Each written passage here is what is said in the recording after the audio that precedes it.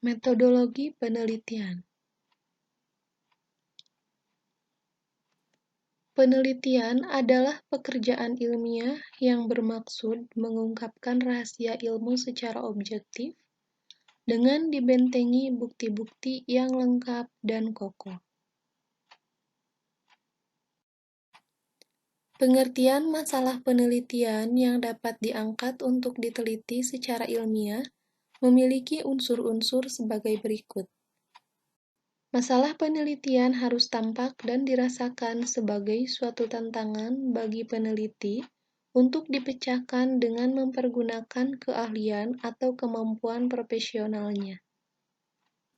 Masalah penelitian merupakan kondisi yang menunjukkan kesenjangan atau gap antara peristiwa atau keadaan nyata atau dasein dengan tolok ukur tertentu atau dasolen sebagai kondisi ideal atau seharusnya bagi peristiwa atau keadaan tertentu. Masalah penelitian adalah keraguan yang timbul terhadap suatu peristiwa atau keadaan tertentu yang berupa kesangsian tentang tingkat kebenarannya suatu peristiwa atau keadaannya. Untuk membantu peneliti mudah dalam usaha menyeleksi dan merumuskan masalah dan sub-masalah yang patut dibahas secara ilmiah, ada beberapa kriteria yang perlu mendapat perhatian sebagai berikut. Masalah penelitian harus dipilih seperti mana masalah yang berguna untuk diungkapkan atau untuk diteliti. Masalah yang dipilih harus relevan dengan kemampuan atau keahlian si peneliti. Masalah penelitian harus menarik perhatian untuk diungkapkan. Masalah penelitian sedang mungkin menghasilkan sesuatu yang baru. Masalah penelitian harus dipilih yang dapat dihimpun datanya secara lengkap dan objektif. Masalah penelitian tidak boleh terlalu luas, tetapi juga tidak boleh terlalu sempit. 2. Pendekatan untuk memperoleh kebenaran diantaranya pendekatan non-ilmiah dan pendekatan ilmiah. Pendekatan non-ilmiah diantaranya aksi sehat, prasangka, intuisi, penemuan kebetulan dan coba-coba, dan pendapat otoritas ilmiah dan pikiran kritis. Penelitian ilmiah yaitu dengan pendekatan ilmiah orang berusaha untuk memperoleh kebenaran ilmiah, yaitu pengetahuan benar yang kebenarannya terbuka untuk diuji oleh siapa saja yang berkehendak untuk mengujinya. Metode dasar dan macam penelitian yaitu penelitian historis yang bertujuan membuat rekonstruksi masa lampau secara sistematis dan objektif dengan cara mengumpulkan, mengevaluasi, memverifikasikan, serta mensintesiskan bukti-bukti untuk menegakkan fakta dan memperoleh kesimpulan yang kuat. Penelitian deskriptif bertujuan membuat pencanderaan atau deskripsi secara sistematis, faktual, dan akurat mengenai fakta-fakta dan sifat-sifat populasi atau daerah tertentu. Penelitian perkembangan yang bertujuan menyelidiki pola dan perurutan pertumbuhan dan atau perubahan sebagai fungsi waktu. Penelitian kasus dan penelitian lapangan yang bertujuan mempelajari secara intensif latar belakang dan keadaan sekarang, termasuk interaksinya suatu unit sosial. Penelitian korelasional yang bertujuan mendeteksi sejauh mana variasi-variasi pada suatu faktor berkaitan dengan variasi-variasi pada suatu atau faktor lain berdasarkan koefisien korelasi. Penelitian kausal komparatif bertujuan menyelidiki kemungkinan hubungan sebab akibat dengan cara berdasar atau pengamatan terhadap akibat yang ada, mencari kembali faktor yang mungkin menjadi penyebab melalui data tertentu. Penelitian eksperimental sungguhan yang bertujuan menyelidiki kemungkinan saling berhubungannya sebab akibat dengan cara mengenakan satu atau lebih kondisi perlakuan kepada satu atau lebih eksperimental dan memperbandingkan hasilnya dengan satu atau lebih kelompok kontrol yang tidak dikenai kondisi perlakuan itu. Penelitian eksperimental semu bertujuan memperoleh informasi yang merupakan perkiraan bagi informasi yang dapat diperoleh dengan eksperimen yang sebenarnya dalam keadaan yang tidak memungkinkan untuk mengontrol dan atau memanipulasikan semua variabel yang relevan. Penelitian tindakan bertujuan mengembangkan keterampilan-keterampilan baru atau cara pendekatan baru dan untuk memecahkan masalah dengan penerapan langsung di dunia kerja maupun di dunia aktual lain. Rencana penelitian untuk melakukan observasi dengan tujuan tertentu atau suatu penelitian jelas diperlukan suatu rencana kegiatan yang terinci, yang umum disebut rencana atau proposal penelitian. Suatu rencana penelitian pada umumnya memuat pembahasan tentang subpokok bahasan sebagai berikut. Di antaranya latar belakang, tujuan penelitian, hipotesis, metode pengumpulan data, dan metode analisa.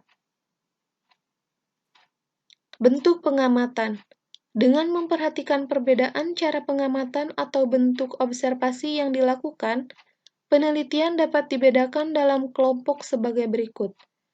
Yang pertama, eksperimen, yaitu eksperimen laboratorium dan eksperimen alamiah.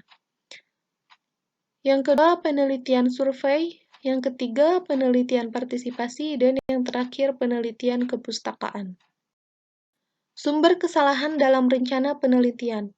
Menurut Isaac dan Michelle, 1981, mengemukakan 8 macam kesalahan dalam rencana penelitian, di antaranya sebagai berikut,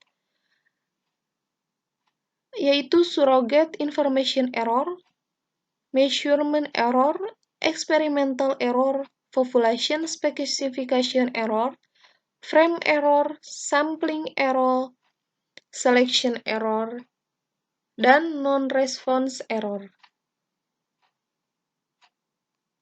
Yang dimaksud dengan surrogate information error merupakan variasi atau perbedaan antara data atau informasi yang diperlukan untuk menyelesaikan permasalahan dengan data yang dipikirkan atau diperhatikan si peneliti. Measurement error yaitu perbedaan antara informasi atau data yang dipikirkan oleh si peneliti dengan data yang dihasilkan oleh proses pengukuran. Experimental error yaitu perbedaan antara pengaruh sebenarnya dari variabel bebas atau faktor eksperimen dengan pengaruh yang nampak atau diberikan sebagai hasil analisis.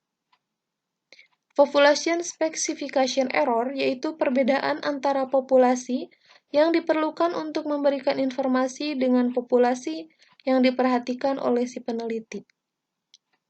Frame error perbedaan antara populasi yang dinyatakan atau didefinisikan oleh si peneliti dengan daftar unit atau anggota populasi yang dipakai. Sampling error. Perbedaan antara sampel representatif dengan sampel yang diperoleh dengan memakai metode pemilihan sampel probabilitas. Selection error yaitu perbedaan antara sampel representatif dengan sampel yang diperoleh dengan memakai metode pemilihan non-probabilitas. Yang terakhir, non-response error. Perbedaan antara sampel yang terpilih dengan sampel yang sebenarnya direncanakan dalam penelitian. Validitas dan reliabilitas. Istilah validitas atau validity dipakai berkaitan dengan hasil pengukuran atau pengamatan, sedang istilah reliabilitas atau reliability dipakai berkaitan dengan alat yang dipakai untuk melakukan pengukuran, atau biasa disebut alat ukur atau instrumen pengumpulan data.